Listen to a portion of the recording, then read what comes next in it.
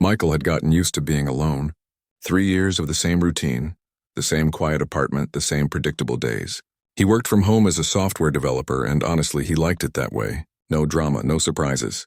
Just him, his computer, and the occasional takeout on Friday nights. His apartment was simple. Clean white walls, a couch he'd bought on sale, a desk by the window where he could see the city lights at night. Everything had its place. Everything made sense. It was the complete opposite of his life 5 years ago, when everything had been messy and confusing and painful. He'd learned to enjoy the silence. Morning coffee while checking emails. Afternoon walks when his eyes got tired from the screen. Evening runs along the riverbank when the weather was nice. His friends had stopped asking him to hang out so much. They understood he needed space, or maybe they just got tired of him saying no. That Tuesday evening started like any other. Rain was coming down hard, the kind that makes you grateful to be inside. Michael had just finished a video call with a client and was thinking about ordering pizza. He was scrolling through his phone, trying to decide between pepperoni or something healthier, when he heard it. A knock on his door, not the buzzer from downstairs. Someone was standing right outside his apartment door. That was weird. Nobody just showed up anymore. Even the delivery guys called first. Michael got up slowly, confused. He wasn't expecting anyone. Maybe a neighbor needed something. He walked to the door and looked through the peephole. His heart stopped.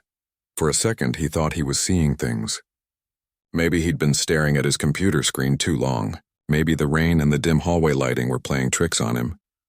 But no, it was really her, Rachel, his ex-wife, the woman who'd left him 5 years ago without a real explanation. Just a note on the kitchen counter one morning saying she couldn't do this anymore. Her wedding ring sitting next to it. Her clothes gone from the closet. Her toothbrush missing from the bathroom. Gone like she'd never been there at all. Michael stood frozen, his eyes still pressed to the peephole. She looked different. Her hair was shorter, cut in a way he'd never seen before. There were streaks of gray running through it, which seemed impossible. She was only 34, but it was definitely her, same nose, same way of standing with her weight on one foot. She knocked again, softer this time. Michael's hand went to the doorknob, then stopped. What was he doing? Why would he open this door? This woman had destroyed him.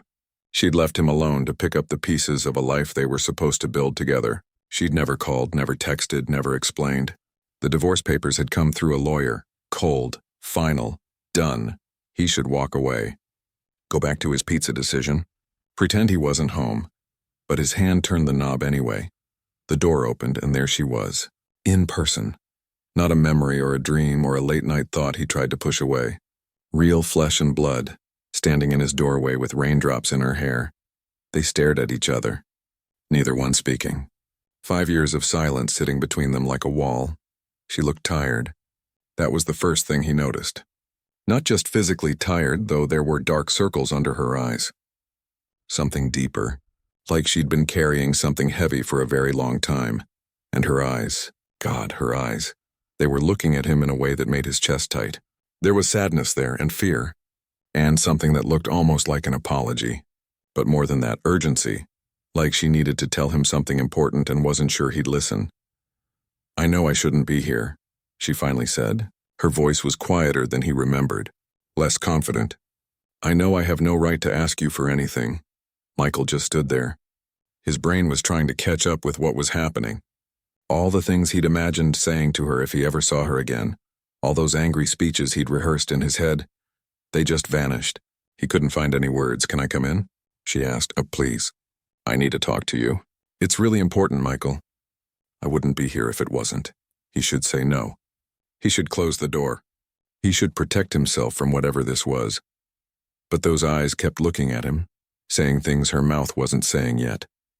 Saying she was sorry, saying she was scared, saying she needed him.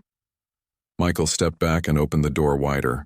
Rachel walked in slowly, carefully, like she wasn't sure the floor would hold her. She took off her wet shoes at the door, and Michael noticed her hands were shaking. Old habit, taking off shoes. She used to get annoyed when he'd forget and track dirt on the carpet. She was wearing a long, dark coat, the kind you wear when you want to disappear. Under it, just jeans and a simple sweater. Nothing fancy. She looked smaller than he remembered. Or maybe he'd just built her up bigger in his mind over the years. They moved to the living room. Michael didn't offer her anything. Not coffee. Not water. Not a towel for her wet hair. He just sat down on one end of the couch and watched as she sat on the other end, as far away as possible while still being on the same piece of furniture. The rain kept hitting the windows. Someone's TV was on in the apartment next door, muffled voices he couldn't quite make out. Normal sounds. But nothing about this felt normal. Rachel had a leather bag with her, worn and old. She held it on her lap, her fingers playing with the strap nervously. She kept starting to say something, then stopping. Opening her mouth, then closing it again. "Rachel," Michael finally said, and his voice came out harder than he meant it to. "Why are you here?" She looked up at him, and he saw tears starting to form in her eyes, though she was clearly trying to hold them back. "I'm sick," she said simply. "Really sick, cancer. They found it almost a year ago. I've been doing treatment, but it's not going great." The words hung in the air between them. Michael felt them hit him, but it was like his emotions were on delay. He heard what she said. He understood the words, but he couldn't quite feel them yet. "I'm sorry," he said, "because what else do you say?" Rachel nodded, wiping at her eyes quickly with the back of her hand. "That's not why I came, though. I mean, it is kind of, but there's more. There's a lot more. And I need you to understand something before I tell you the rest." She put her bag on the coffee table and looked directly at him. Really looked at him, the way she used to when they were married, and she needed him to pay attention to something important.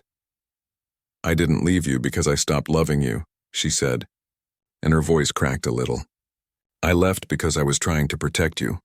I know that doesn't make sense right now. I know it sounds crazy, but I need you to believe me.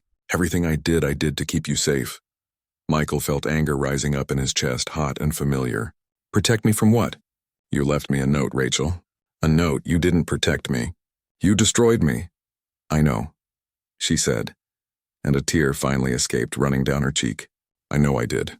And I've lived with that every single day for 5 years. But if I hadn't left, something worse would have happened. Much worse." She reached for her bag and pulled out a folder. It was thick, stuffed with papers, bent at the corners like it had been opened and closed 1,000 times. She held it in her lap, both hands on it like it was something precious and dangerous at the same time. "What is that?" Michael asked. "Proof," Rachel said.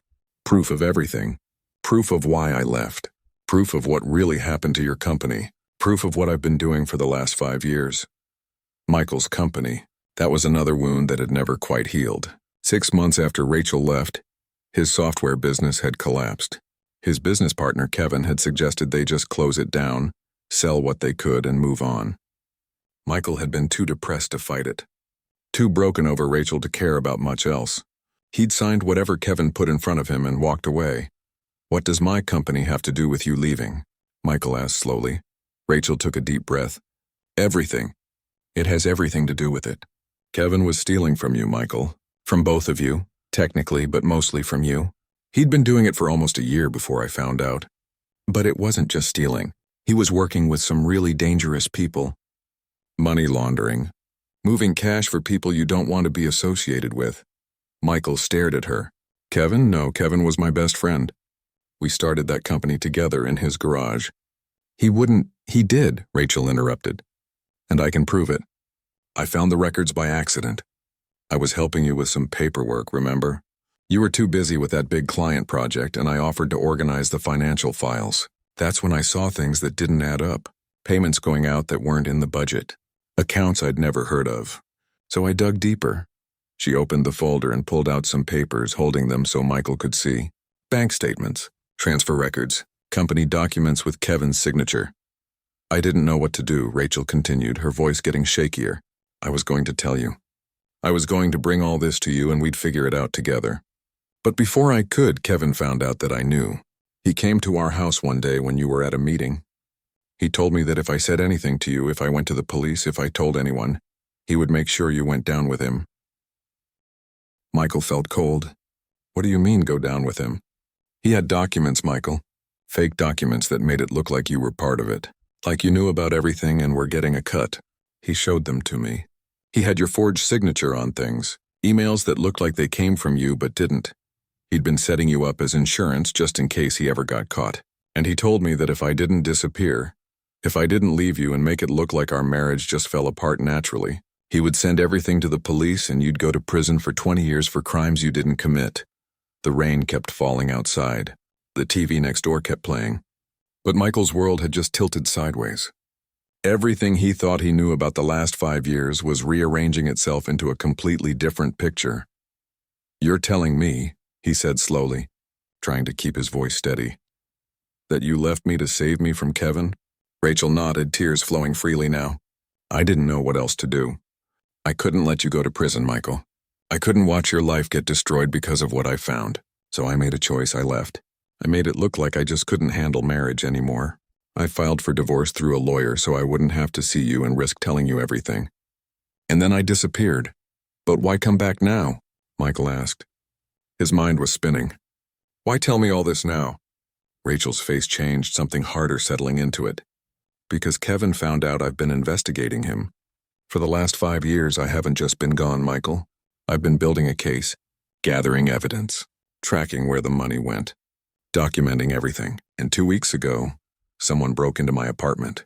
They didn't steal anything, but they left a message on my bathroom mirror. 'Stop looking. I'm running out of time.' The cancer, the threats, all of it. And you're the only person who can finish this. You were Kevin's partner. You have legal rights to company information, to depositions, to everything we need to take him down." Michael sat back, his head spinning. The woman he'd loved. The woman who'd broken his heart.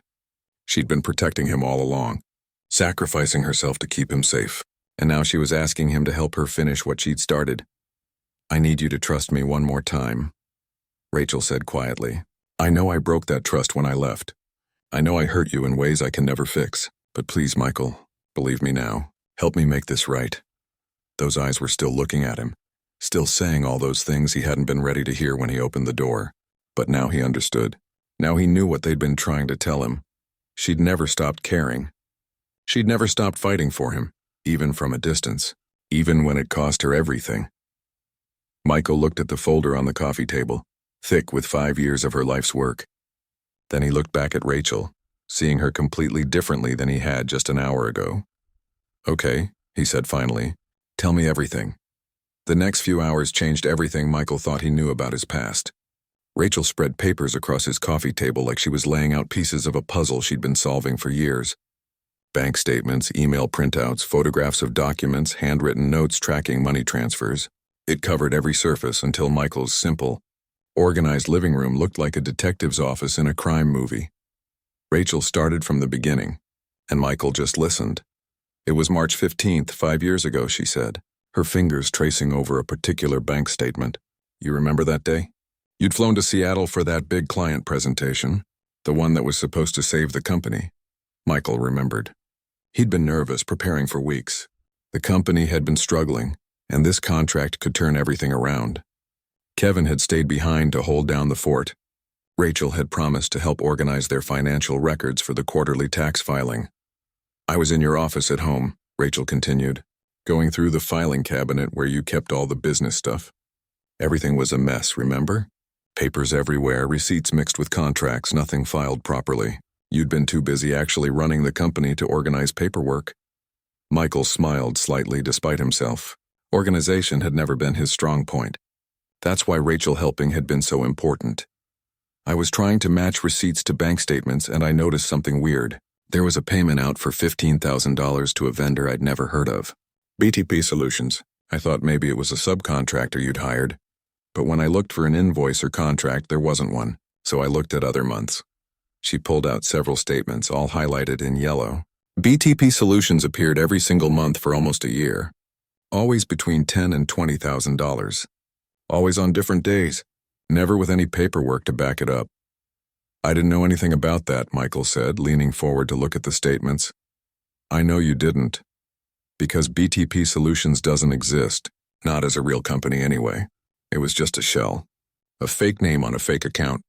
And when I dug into the bank records, I found where the money was really going, to an account registered to Kevin's cousin in Nevada."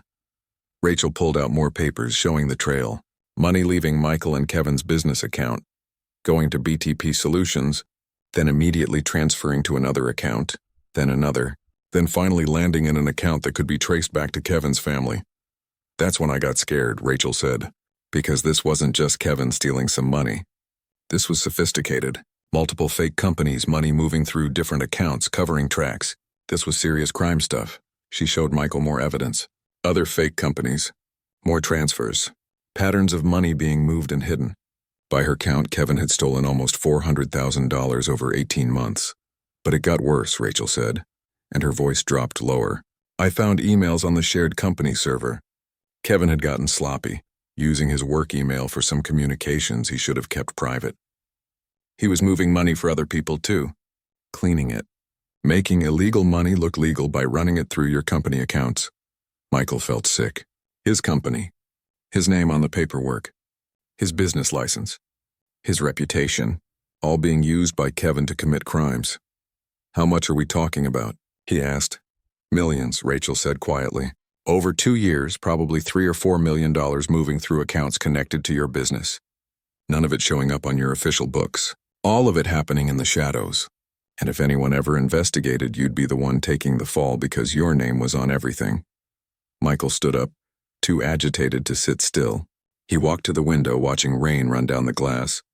His best friend, the guy he'd started a business with in college, the guy who'd been best man at his wedding. That guy had been using him, setting him up, destroying everything Michael had built. When did Kevin find out you knew? Michael asked, not turning around. Rachel was quiet for a moment. 3 days after I found the emails. I'd been gathering everything I could, making copies, trying to figure out what to do. I was going to wait until you got back from Seattle to tell you, but Kevin came to the house. It was a Wednesday afternoon. He said he needed to pick up some files you'd left at home. I let him in because, he was your partner, your friend. I trusted him too. Michael turned around, seeing the look on Rachel's face. She was back in that moment, reliving something that still scared her. He went to your office and I went to the kitchen to make coffee. But when I came back, he was at your desk looking at the files I'd left out. All my research, all the evidence I'd gathered. I'd been stupid, leaving it where he could see it.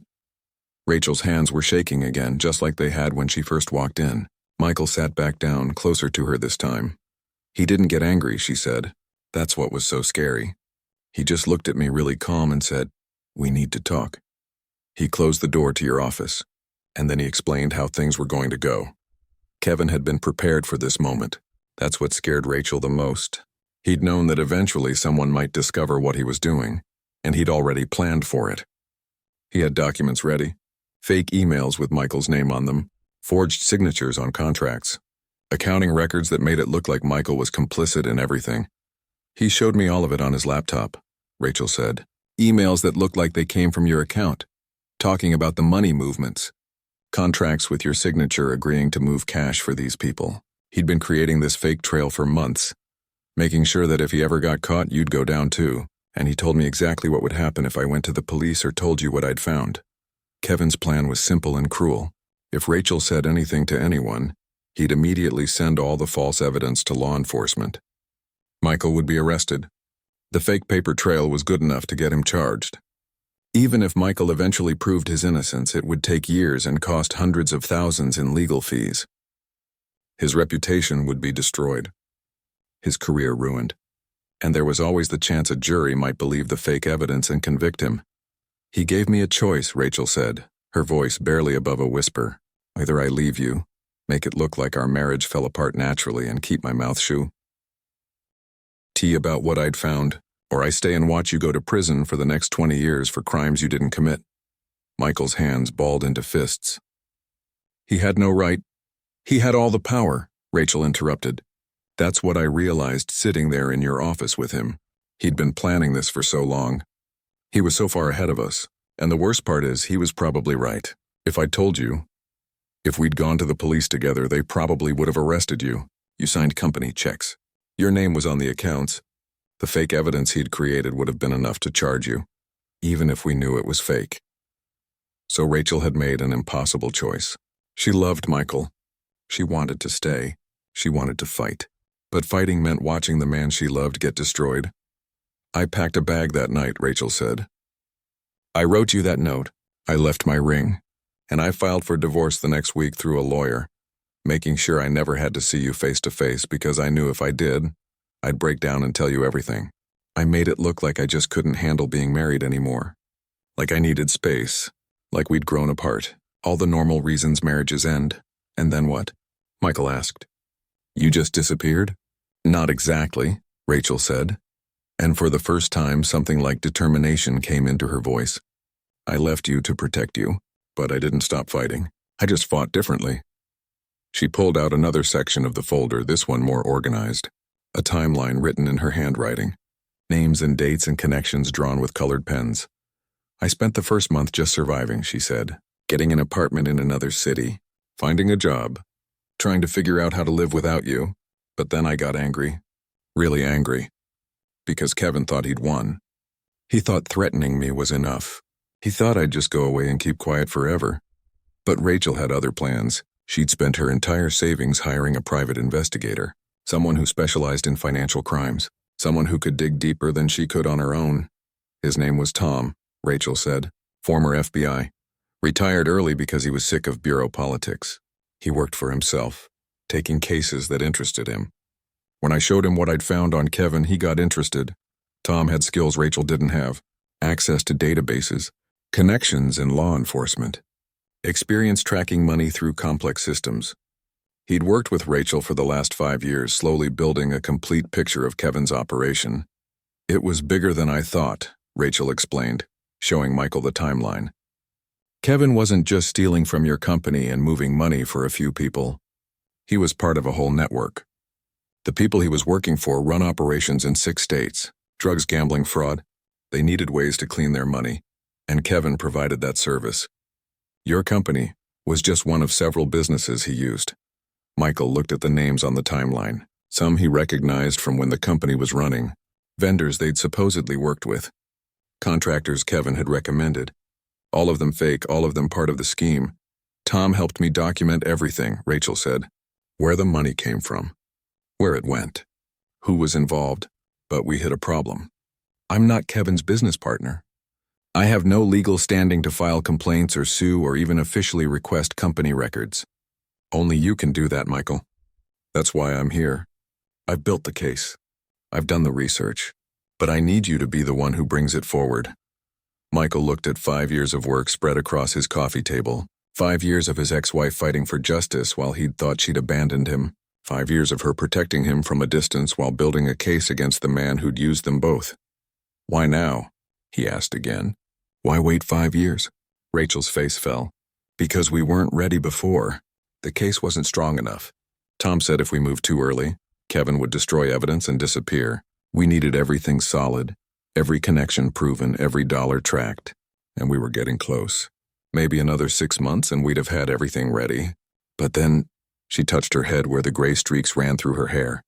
I started getting headaches. Really bad ones. Then I collapsed at work one day. They did scans and found it. Stage 3. In my brain and spreading. I've been doing chemo and radiation, but it's not responding like they hoped. Michael felt his throat tighten. Rachel, I'm running out of time, she said simply. And then 2 weeks ago, someone broke into my apartment. Tom thinks Kevin has people watching me, that he's known for a while that I've been digging into him and now he's getting nervous. I can't wait anymore, Michael. If something happens to me, this all dies with me. Kevin wins. He gets away with everything. And you never know the truth about why I left. She looked at him with those eyes again, the ones that had been saying so much since the moment he opened his door. I need you to take this to a lawyer, Rachel said. Tom knows someone good, someone who specializes in corporate fraud. We present this evidence, we file complaints, we get law enforcement involved. You have the standing to do it. You're the wronged party. You're the business partner who got used and set up. They'll listen to you. Michael picked up the folder, feeling the weight of it. 5 years. Hundreds of hours of work. All to protect him and get justice. Kevin threatened you if you told me the truth, Michael said slowly. What makes you think he won't try something now? Rachel smiled, but it wasn't a happy smile. Because now we're ready. Now we have enough evidence that even if Kevin tries to use his fake documents against you, we can prove they're fake. Tom's been thorough. We have testimony from people Kevin worked with who'll flip on him for immunity. We have forensic accounting that shows the real money trail. We have everything we need to prove you were innocent, and Kevin was the one running everything. She stood up, looking tired but determined. I'm done being scared of him, Michael. I'm done letting him win. And honestly, with the cancer, I'm not sure how much time I have left. I want to know before I die that I finished this, that I protected you, that Kevin paid for what he did. Michael stood too, facing the woman who'd been his wife, who'd sacrificed everything to save him, who was now asking him to help her finish what she started. Okay, he said. Let's take him down. The lawyer's office was in a tall building downtown, the kind with glass walls and expensive art in the lobby. Michael had never needed a lawyer for anything serious before. Parking tickets, maybe. The divorce which Rachel had handled through her own attorney. But nothing like this. Patricia Chen was younger than Michael expected, maybe 40, with short dark hair and glasses she kept pushing up her nose. Her office was neat but busy, files stacked on every surface, 3 computer monitors on her desk all showing different documents. Tom, the private investigator Rachel had been working with, met them there. He was older, probably 60, with gray hair and the kind of weathered face that comes from years of hard work. Okay, Patricia said, after they'd all introduced themselves and sat down. Tom filled me in on the basics, but I want to hear it from you both. Start from the beginning. Rachel went through the whole story again, finding the discrepancies in the business accounts, discovering Kevin's scheme, the threats he'd made, her decision to leave Michael to protect him, the 5 years of investigation that followed. Tom added details about shell companies and money laundering patterns. Michael just listened, still trying to process how his entire past had been a lie. Patricia took notes on a yellow legal pad, stopping them occasionally to ask questions. How many fake companies had Kevin created?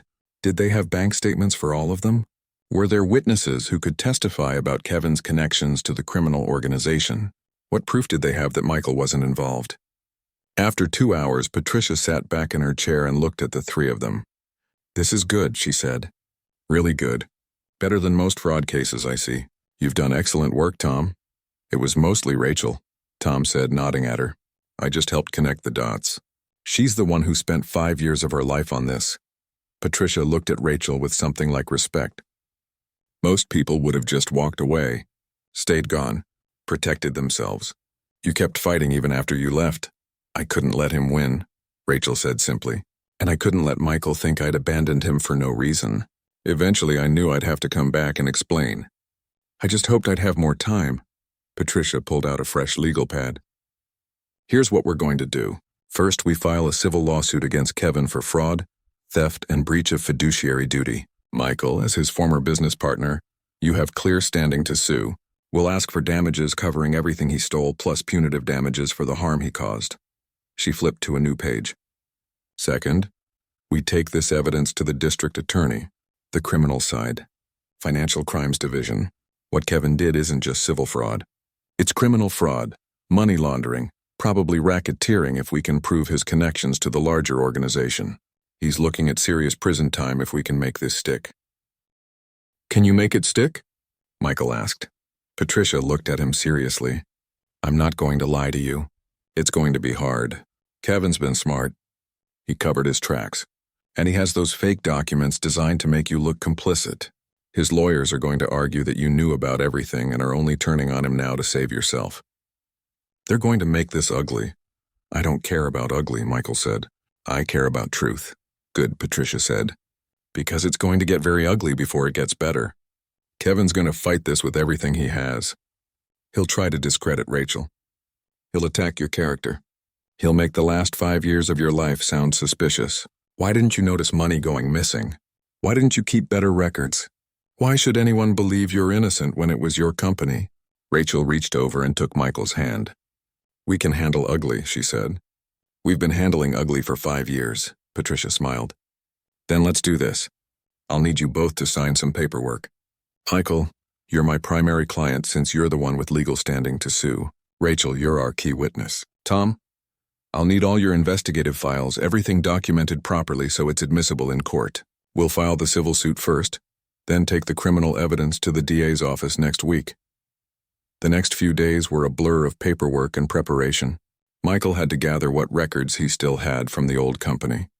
Account statements, contracts, emails, anything that could support their case. It was painful, going through files from a time in his life when everything had been falling apart. His company collapsing, Rachel leaving, all of it connected in ways he'd never understood. Rachel stayed at a hotel nearby. Patricia thought it wasn't safe for her to go back to her apartment. Not if Kevin's people knew she'd been investigating him. Michael offered to let her stay with him, but Rachel said no. Too complicated, she'd said with a sad smile. We need to keep some boundaries while we figure this out. But they met every day to work on the case, going through evidence, preparing statements, making sure their stories lined up. And slowly, carefully, they started talking about other things, about the 5 years they'd been apart, about what their lives had been like. I worked at a bookstore, Rachel told him one afternoon. They were at his apartment, taking a break from reviewing financial documents. Small place in Oregon? The owner didn't care that I didn't have great references.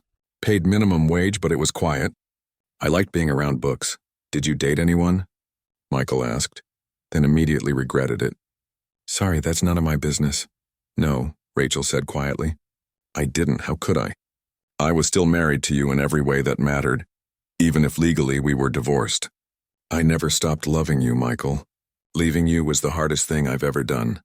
Michael looked down at his hands.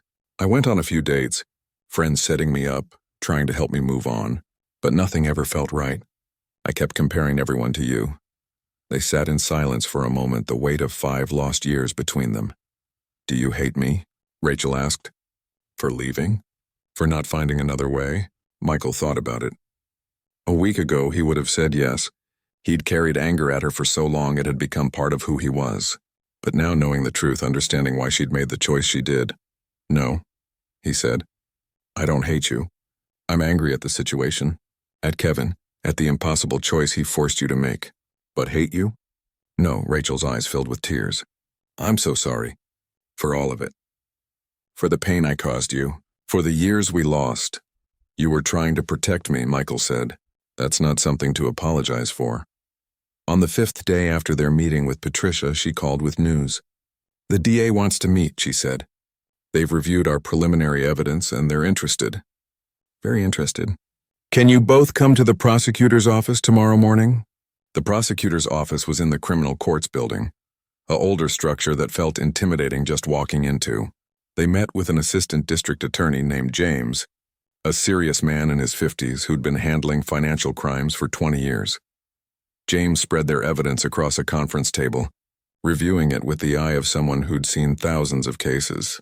He asked pointed questions. How did they know the fake companies were really fake?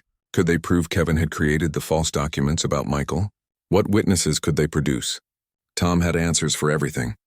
Names of people who'd worked with Kevin and would testify in exchange for immunity. Bank records from the shell companies showing Kevin's fingerprints all over them. Digital forensics proving the emails supposedly from Michael had actually been created on Kevin's computer. It was thorough, impressive, years of careful work paying off. This is prosecutable, James finally said. We'd need to do our own investigation to verify everything. But based on what I'm seeing here, we could bring charges against Kevin for fraud, money laundering, and conspiracy. The federal government might want this case too, since the money laundering crossed state lines. How long would it take? Rachel asked. Michael could hear the unspoken question underneath. Do I have enough time to see this through? James heard it too. He looked at Rachel with sympathy. We'd move fast. Priority case. Maybe 3 to 6 months to build our case and bring charges. Trial would be another year out, probably. But charging him? We could do that quick, Patricia spoke up. And Michael? The fake evidence Kevin has suggesting my client was involved? James smiled slightly. Tom's forensics make it pretty clear that evidence is fabricated. We'd note that in our filing. If Kevin tries to use it as a defense, it'll just make him look worse.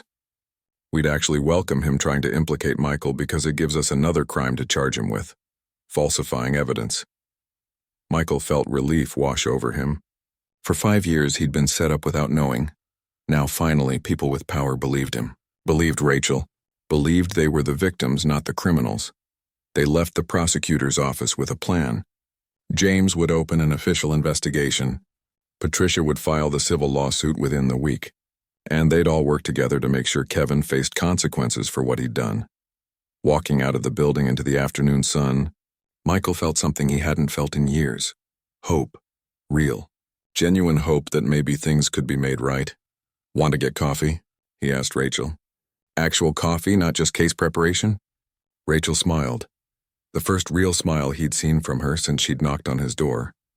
I'd like that. They found a small cafe a few blocks away, nothing fancy, just a local place with good coffee and comfortable chairs. They sat by the window watching people walk by, not talking about Kevin or lawsuits or evidence. Just sitting together. Two people who used to know each other better than anyone, trying to find their way back to something that felt normal. I missed this, Rachel said quietly. Just being with you. Not doing anything important. Just existing in the same space. Me too, Michael admitted. The apartment's been too quiet for too long. Rachel looked at him over her coffee cup. What happens after? When this is all over? When Kevin's in prison and the case is closed? Michael didn't have an answer. The truth was complicated. He cared about Rachel. Maybe still loved her if he was honest with himself. But 5 years was a long time. They were different people now. And she was sick, facing an uncertain future. Starting over wasn't as simple as just deciding to. I don't know, he said honestly. But I know I don't want you to disappear again. Whatever happens with the case, with your health, with everything else, I want to be part of your life. Even if it's just as friends, Rachel nodded, understanding. Friends is a good place to start.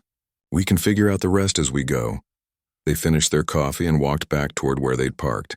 The sun was setting, painting the city in orange and gold. For the first time in a long time, Michael felt like maybe the future could be something other than just more of the same quiet, lonely routine. Rachel was here. The truth was out. And they were fighting back together.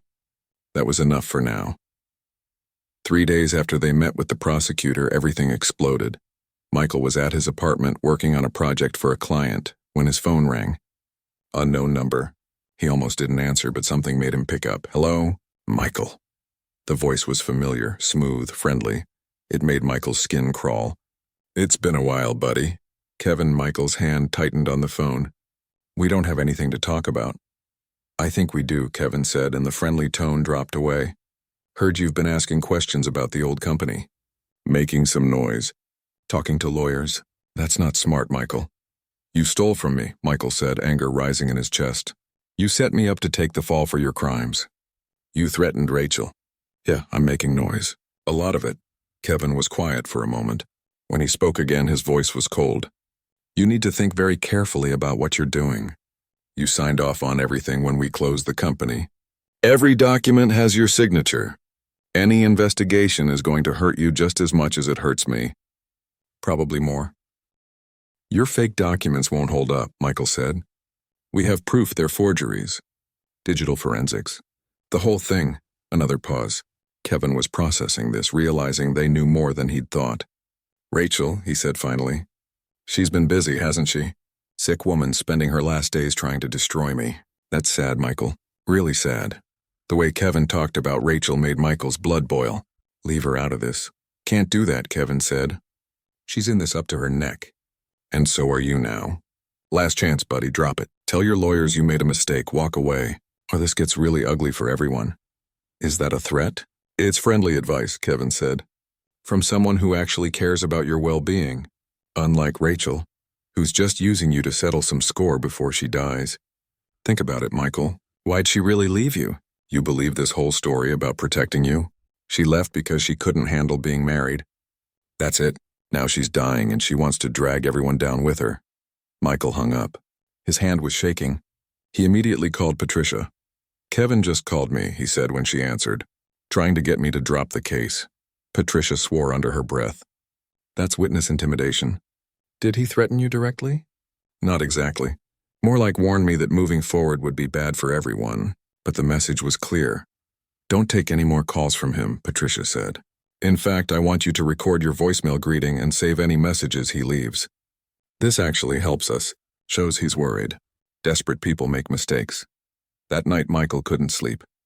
He kept thinking about what Kevin had said, about Rachel using him, about whether any of this was worth it. But then he remembered the folder full of evidence. 5 years of Rachel's life dedicated to protecting him and building a case. That wasn't someone using him. That was someone who loved him enough to sacrifice everything. The next morning, Patricia called with news. We filed the lawsuit an hour ago. It's public record now. Kevin's been officially served. And I just got off the phone with James from the DA's office. They're moving forward with criminal charges. They'll be filed within 2 weeks. How do you think Kevin will react? Michael asked. Badly, Patricia said. Which is why I need you to be careful. Vary your routine.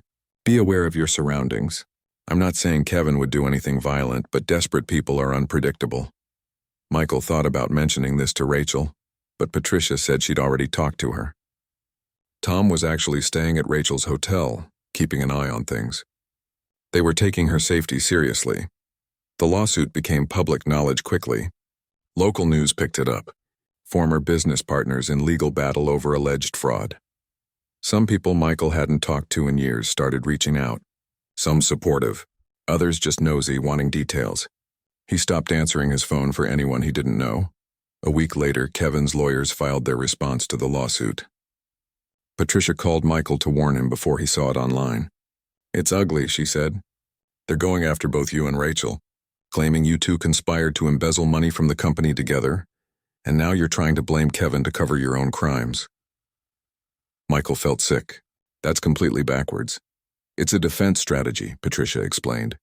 Throw everything at the wall and see what sticks. They're also claiming Rachel left you because she was guilty and couldn't face you, and that she's come back now, dying wanting to clear her conscience by blaming an innocent man. That's disgusting.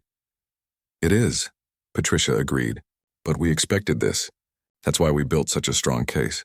The truth is on our side, Michael. We just have to keep moving forward. The media attention got worse. A local TV news crew showed up at Michael's apartment building. He had to sneak out the back way to avoid cameras. His neighbors started looking at him weird. One woman he'd always said hello to in the elevator suddenly got off at a different floor when she saw him. Rachel had it worse.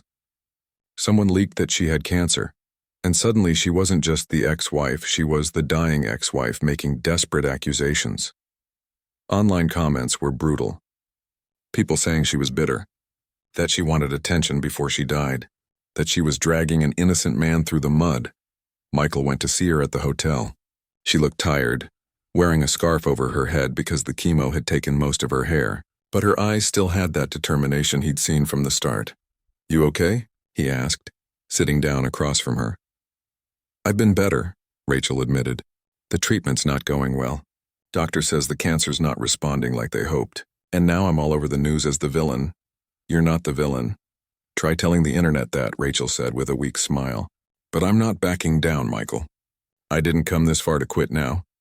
Over the next few weeks, the legal process ground forward.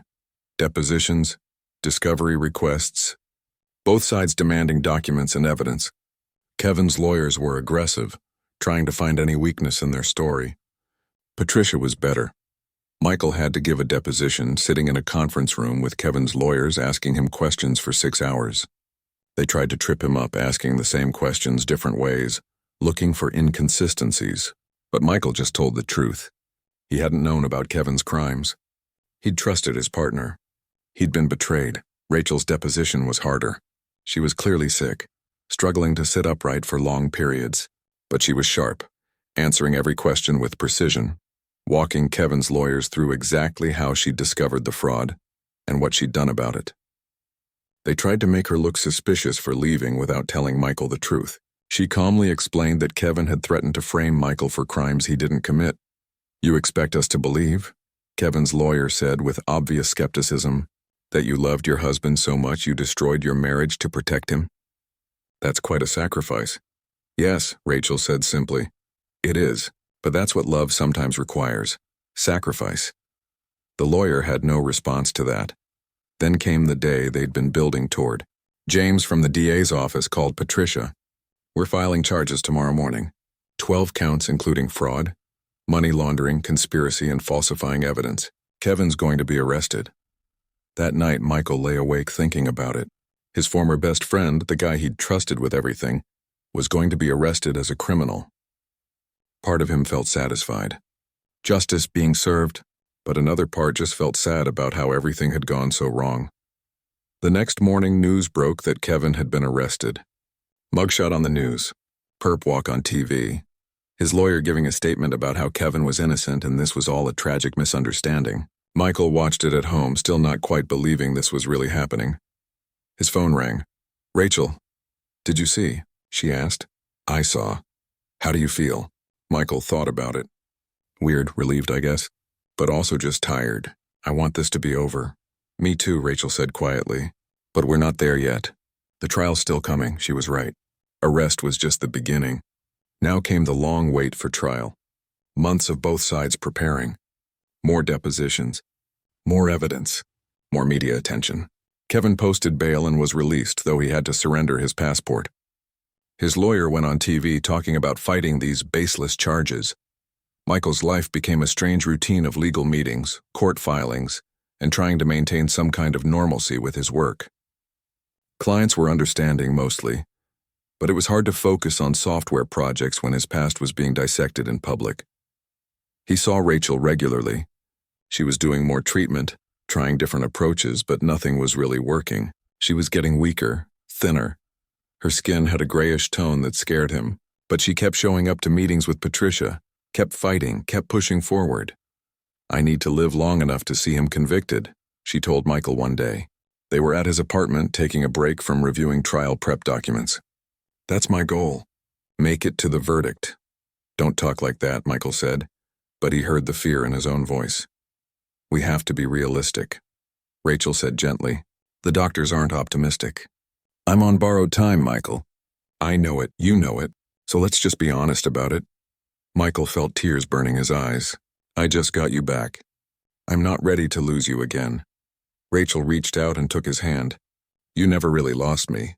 I was always there, just from a distance, fighting for you, protecting you, loving you." They sat in silence, hands clasped, both understanding that time was running out in more ways than one. The trial date was set for 2 months away. Patricia thought they had a strong case. The forensic evidence was solid. The witness testimony lined up. Kevin's fake documents had been thoroughly debunked. But trials were unpredictable. Juries could be swayed by good lawyers and emotional appeals. Kevin's strategy became clear as they approached trial. His lawyers were going to paint him as a loyal friend betrayed. They'd argue that Michael and Rachel had actually been the ones stealing money, that they'd framed Kevin when their own crimes were about to be discovered. It was bold, completely backwards from the truth. But it was all they had. The night before the trial started, Michael couldn't eat dinner. His stomach was in knots. Everything came down to this. Years of pain, years of investigation, years of sacrifice, all leading to 12 strangers in a jury box deciding what the truth was. Rachel called him late that night. "Can't sleep either?" she asked. "No, you?" "No, I'm scared, Michael. What if we lose? What if after everything Kevin walks away free?" "We won't lose," Michael said, trying to sound more confident than he felt. "The truth is on our side." "I hope you're right," Rachel said. "I really hope you're right." They stayed on the phone for another hour, not talking about the trial, just talking about anything else. Memories from when they were married, places they'd traveled, dreams they'd had. It felt like saying goodbye, even though neither of them said it out loud. When Michael finally hung up and tried to sleep, he kept seeing Rachel's eyes from that first night she'd knocked on his door. Eyes that had been trying to tell him everything before she found the words. Eyes that had loved him enough to walk away. Eyes that were now asking him to trust her one last time. Tomorrow they'd walk into that courtroom together. Tomorrow they'd face Kevin and his lies. Tomorrow they'd fight for justice and truth and everything they'd lost. Michael just hoped it wouldn't be too late. The courtroom was smaller than Michael expected from watching TV. Wooden benches, fluorescent lights, a judge's bench that looked like regular furniture, but the people filling those benches, the media sketch artists in the back, the jury waiting to be selected, they all made it real. This was happening. After everything, they were finally here. Kevin sat at the defense table with his lawyers, 3 of them in expensive suits. He looked thinner than Michael remembered, stress showing on his face. When their eyes met across the courtroom, Kevin's expression was cold, calculating, no hint of the friend he'd once pretended to be. Rachel sat behind Michael and Patricia at the prosecution table. She'd gotten permission to be there, to watch everything unfold. She wore a wig, trying to look healthier than she was, but Michael could see how much effort it took for her just to sit upright. Tom sat beside her, steady and supportive. Jury selection took 2 days. Patricia and James worked together, looking for people who could understand complex financial crimes. Kevin's lawyers wanted people who'd be skeptical of the prosecution, who'd need absolute proof before convicting. Eventually, 12 people were chosen. 7 women, 5 men. Regular people who'd now decide everything. The trial itself started on a Wednesday morning. James gave the opening statement for the prosecution, walking the jury through the whole story. How Kevin had created fake companies, how he'd stolen money, how he'd set up Michael to take the fall, how Rachel had discovered it all and sacrificed her marriage to protect the man she loved. It sounded almost unbelievable when laid out like that, like a movie plot instead of real life. Kevin's lead lawyer, a sharp woman named Victoria, gave their opening next. She painted a completely different picture. Michael and Rachel as the real criminals, stealing from their own company, with Kevin as the innocent partner who'd trusted the wrong people. She suggested Rachel's illness had made her desperate for money, leading to the crimes. She implied Michael was using Rachel's sickness to gain sympathy while covering his own guilt. Michael felt sick listening to it, the way Victoria twisted everything, making victims sound like criminals and criminals sound like victims. But Patricia had warned him this would happen. Trials weren't about truth in the beginning. They were about competing stories. The truth came out in the evidence, and the evidence was overwhelming. The prosecution spent the first week walking the jury through financial records. Bank statements showing money flowing from the company to fake vendors. Transfer records proving those vendors were shell companies controlled by Kevin. Digital forensics showing Kevin had created and managed all these false accounts. It was tedious technical stuff, but important, each piece building the foundation of their case. Tom testified next, explaining his 5-year investigation, how Rachel had hired him, what they'd discovered, how they'd traced money through multiple accounts back to Kevin's connections. Victoria tried to attack his credibility, suggesting he was just a hired gun saying whatever Rachel paid him to say. But Tom was unshakable. Former FBI, 30 years of experience, every answer backed by documentation. Then Rachel took the stand. Michael watched her walk slowly to the witness box, one hand gripping Tom's arm for support. She'd gotten sicker over the past few weeks. Her wig couldn't quite hide how much weight she'd lost. Her skin was almost gray. But when she sat down and the prosecutor asked her to state her name, her voice was clear, strong, determined. James walked Rachel through the whole story, finding the discrepancies in the company accounts, investigating on her own, discovering Kevin's fraud. The day Kevin confronted her and threatened to frame Michael. Her impossible choice to leave or watch Michael go to prison. Why didn't you just go to the police? James asked. Because Kevin had created false evidence making it look like Michael was guilty, Rachel explained. He showed me fake emails, forged signatures, falsified documents. If I'd gone to the police, they would have arrested Michael based on that evidence. Even if he eventually proved his innocence, it would have destroyed his life. His career, his reputation, everything. I couldn't let that happen. So you left him instead? Rachel's voice cracked slightly. I left him to save him. It was the hardest thing I've ever done. But I loved him too much to let him be destroyed for crimes he didn't commit. Then came Victoria's cross-examination. She was brutal, attacking from every angle. Wasn't it convenient that Rachel had discovered this fraud right when their marriage was falling apart? Wasn't it suspicious that she'd spent years gathering evidence but never went to police? Couldn't all of this just be a bitter ex-wife trying to destroy her ex-husband's former business partner? Rachel handled it calmly, answering each question with quiet dignity. I know how this looks, she said at one point. I know it sounds like a story that's too dramatic to be true. But it is true. Every word of it. And we have the evidence to prove it, Victoria pressed harder. You're dying, aren't you, Mrs. Rodriguez? Terminal cancer? Yes, Rachel said simply. And you want to be remembered as a hero rather than someone who abandoned her husband. Isn't that what this is really about? Rachel looked directly at the jury. I don't care how I'm remembered. I care that the truth comes out. I care that Michael knows why I left. And I care that Kevin faces consequences for what he did. That's all that matters to me now. The courtroom was silent. Even Victoria seemed to realize she'd pushed too far. Making a dying woman look bad wasn't winning any sympathy from the jury. Michael testified next, explaining his relationship with Kevin, how they'd built the company together, how he'd trusted his partner completely, how his world had fallen apart when Rachel left and the business collapsed, how he'd never suspected Kevin because he'd considered him his best friend.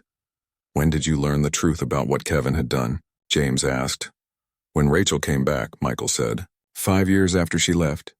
She knocked on my door and told me everything, showed me all the evidence she'd gathered, and I realized that my whole life for the past 5 years had been built on lies. Victoria attacked him too during cross-examination, trying to suggest he'd known about the fraud all along, trying to point out inconsistencies in his story. But Michael just kept telling the truth. He hadn't known. He'd been used. He'd been set up. And now he wanted justice. The trial stretched into its 3rd week. More witnesses. More experts. A forensic accountant who walked through every fake transaction. An IT specialist who proved the false emails attributed to Michael had actually been created on Kevin's computer. People who'd worked with Kevin testifying about suspicious conversations and shady dealings. Kevin never took the stand. His lawyers decided it was too risky. Instead, they relied on their closing argument to tie everything together. Victoria gave a passionate speech about reasonable doubt, about how the prosecution's case was built on circumstantial evidence and the word of a bitter ex-wife. She urged the jury to see through the emotional manipulation and look at the facts objectively. James gave the prosecution's closing, bringing it all back to the evidence. The money trail, the fake companies, the forged documents, the years of careful fraud. Kevin thought he was smart enough to get away with it, James said. He thought he could steal, lie, and destroy people's lives without consequences. But the truth always comes out, and the truth is standing right there, he pointed at Kevin, in the form of a man who betrayed everyone who trusted him. The jury deliberated for 3 days. 3 long, agonizing days where Michael couldn't eat, couldn't sleep, could barely function.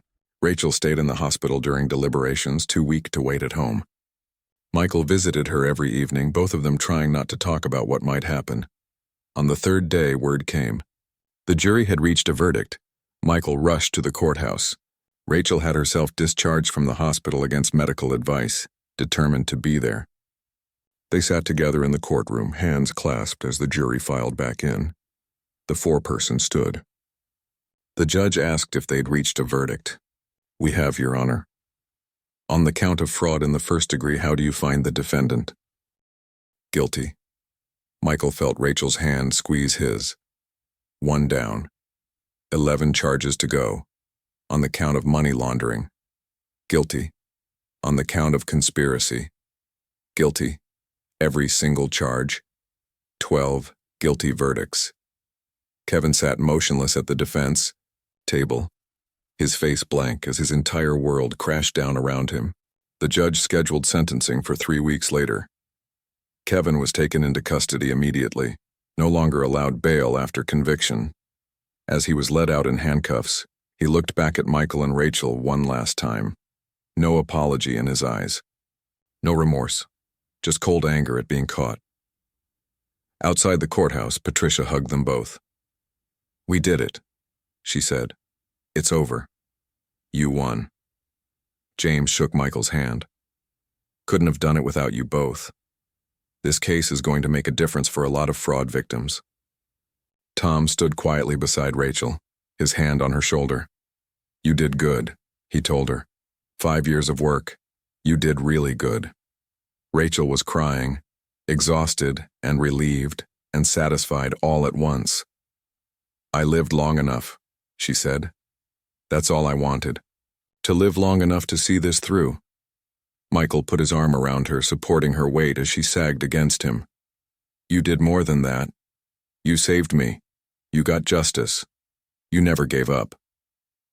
The sentencing hearing was 3 weeks later, and Rachel almost didn't make it. She'd been hospitalized twice in that time, her body finally giving out after running on adrenaline and determination for so long.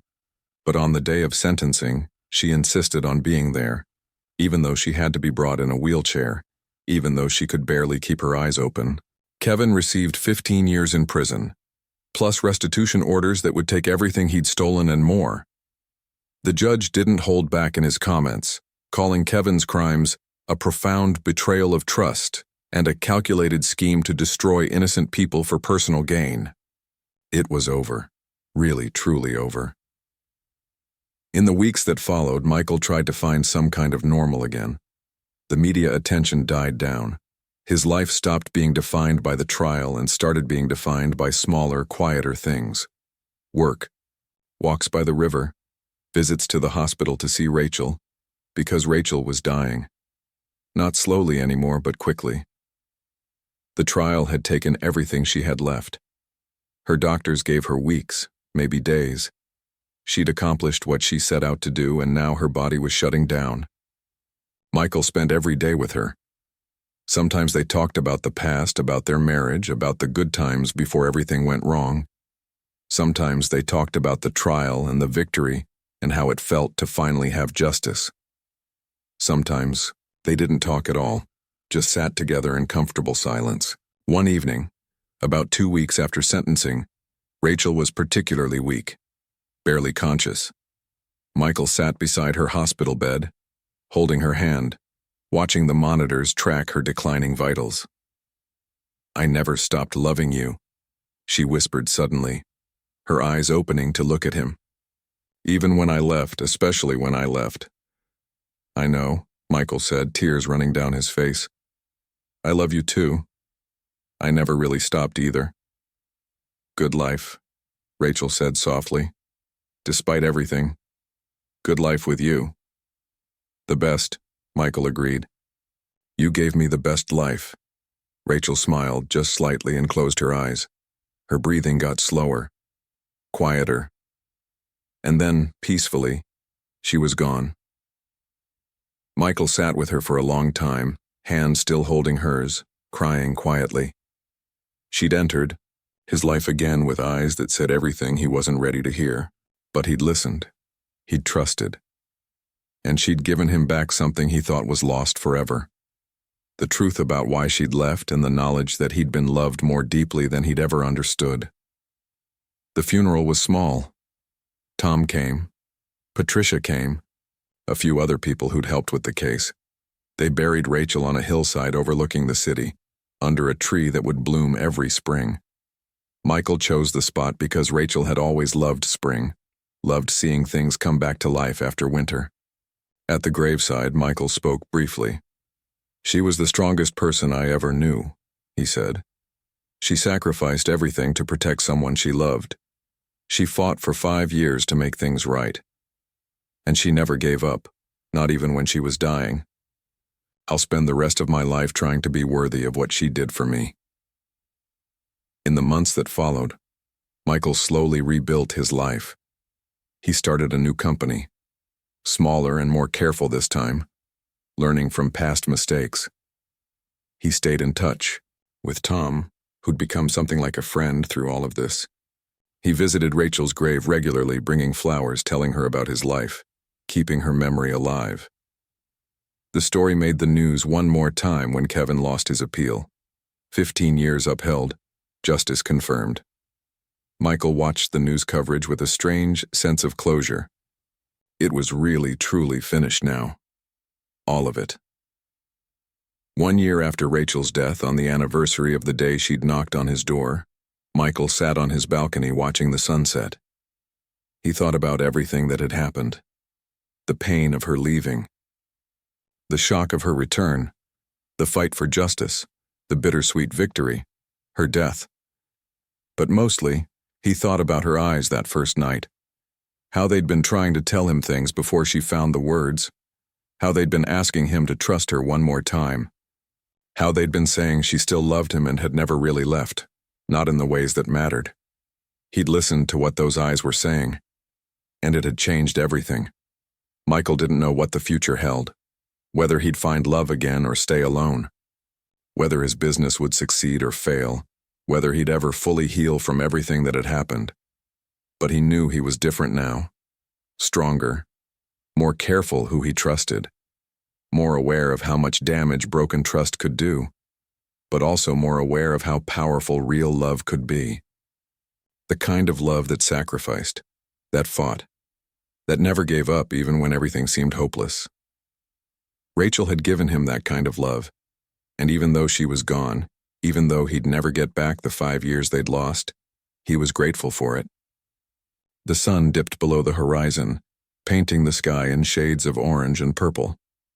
Michael raised his coffee cup slightly, a small toast to the woman who'd saved him in more ways than one. "Thank you," he said quietly to the empty air. "For everything. For protecting me. For coming back. For loving me enough to walk away and then loving me enough to return. Thank you."